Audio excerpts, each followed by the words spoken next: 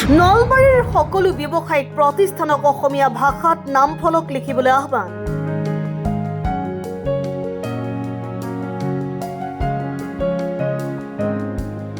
বীৰ লাচিত সেনাৰ পশ্চিম নলবাৰী আঞ্চলিক সমিতিৰ যোগদান সমাৰোহ। নলবাৰী জিলাৰ বেলশৰত দেওবাৰে সন্ধিয়া বীৰ লাচিত সেনাৰ নলবাৰী জিলা সমিতিৰ অন্তৰ্গত পশ্চিম নলবাৰী আঞ্চলিক সমিতিৰ উদ্যোগত বেলশৰ ক্ৰীড়া সংঘত কাৰ্যনিৰ্বাহক সভা আৰু যোগদান সমাৰোহ সম্পন্ন হয়। পশ্চিম নলবাৰী অঞ্চলৰ প্ৰায় 50 গৰাকী সদস্যই বীৰ লাচিত সেনাত যোগদান কৰে। এই সভাত নলবাৰী জিলাৰ সকলো ব্যৱসায়িক প্ৰতিষ্ঠানলৈ বীৰ লাচিত সেনা অসমৰ নলবাৰী জিলা সমিতিৰ তৰফৰ পৰা অসমীয়া ভাষাত নামফলক লিখিবলৈ আহ্বান জনায়। পশ্চিম নলবাৰী আঞ্চলিক সমিতিৰ সভাপতি চন্দন বৰ্মনৰ সভাপতিত্বত অনুষ্ঠিত হোৱা সভাত উপস্থিত থাকে নলবাৰী জিলা সমিতিৰ সভাপতি কল্যাণ ভট্টাচাৰ্য, কাৰ্যকৰী সভাপতি আসিফুৰ জামান, মুখ্য সচিব নৱজিৎ বৰ্মন, উপদেষ্টা দিলীপ বৰ্মন, পংকজ লোচন ডেকা, মুখ্য সাংগঠনিক সম্পাদক জয়ন্ত শৰ্মাৰ লগতে পশ্চিম নলবাৰী আঞ্চলিকৰ সকলো বিষয়ববীয়া। বেলশৰৰ পৰা শাহজাহান আলীৰ ৰিপৰ্ট, অসম টাইম। আজি আমাৰ এই বেলশৰ ক্ৰীড়া সংঘত যি আঞ্চলিক ক্ৰীড়া সংঘৰ কাৰ্যালয় আছে, এই কাৰ্যালয়ত আমি উপস্থিত হৈছে।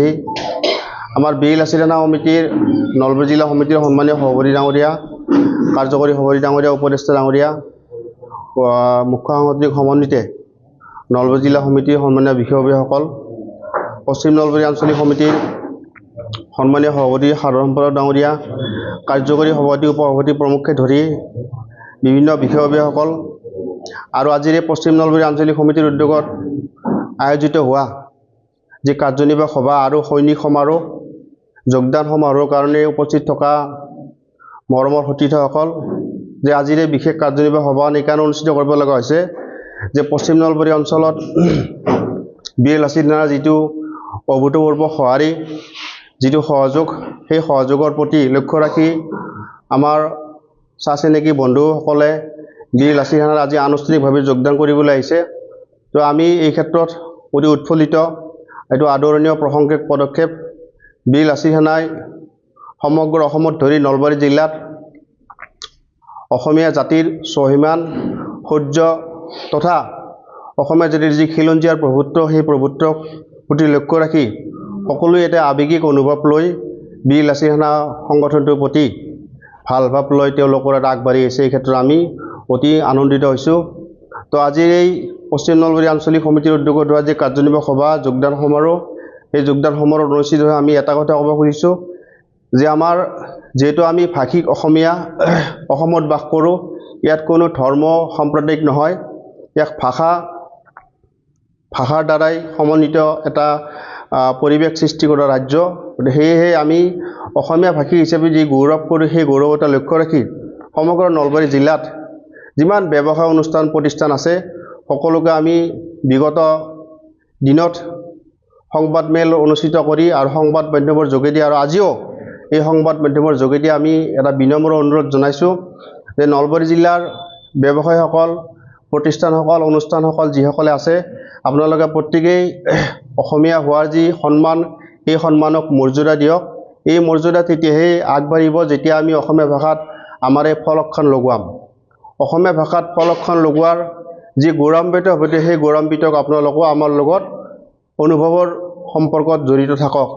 তাৰ লগে লগে নলবাৰী জিলাত আমি দেখা পাইছোঁ যে অসম চৰকাৰে বিভিন্ন অনুষ্ঠান বা কোম্পানীসমূহৰ ক্ষেত্ৰত এটা আগভাগ লৈছে। সেই আগভাগ লোৱা বিষয়টোত আমি বীৰ লাচিত সেনা নলবাৰী জিলা সমিতিয়ে আমি ধন্যবাদ জ্ঞাপন কৰিছোঁ অসম চৰকাৰক, তথা আমাৰ নলবাৰী জিলাৰ যি বিভাগীয় মন্ত্ৰী, সেই মন্ত্ৰীক আমি ধন্যবাদ জ্ঞাপন কৰিছোঁ।